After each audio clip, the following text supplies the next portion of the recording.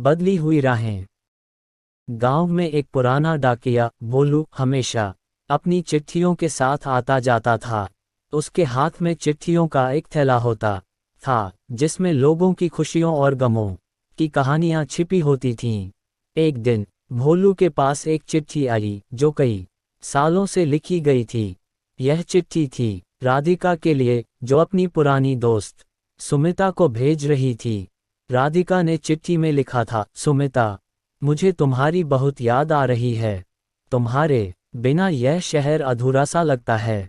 क्या तुम वापस आओगी? लेकिन जब भोलू ने चिट्ठी सुमिता के पास पहुंचाई तो उसे पता चला कि सुमिता अब गांव में नहीं रहती थी। भोलू ने सोचा कि राधिका को यह जानकारी देनी चाहिए, इसलिए वह वापस राधिका के पास गया।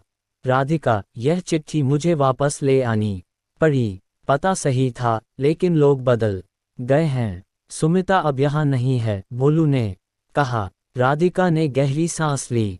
उसे अपने बचपन की दोस्त सुमिता की याद आई। वे दोनों हमेशा साथ खेला करती थीं।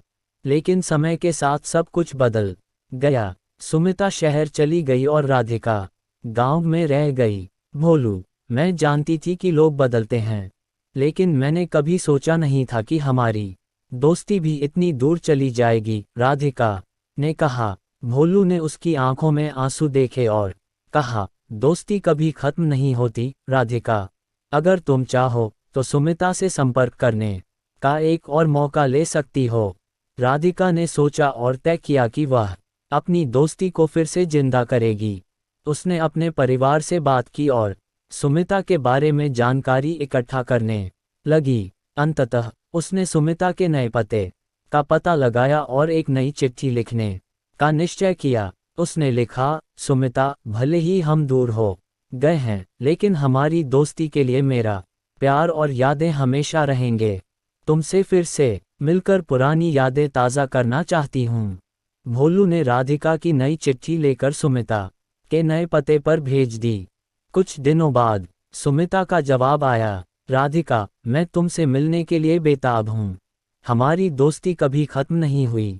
मैं तुम्हें याद करती हूँ और जल्द ही मिलने की कोशिश करूँगी। दोनों ने फिर से एक दूसरे से मिलने का वादा किया और उनकी दोस्ती एक नई शुरुआत के साथ फिर से खिल उठी।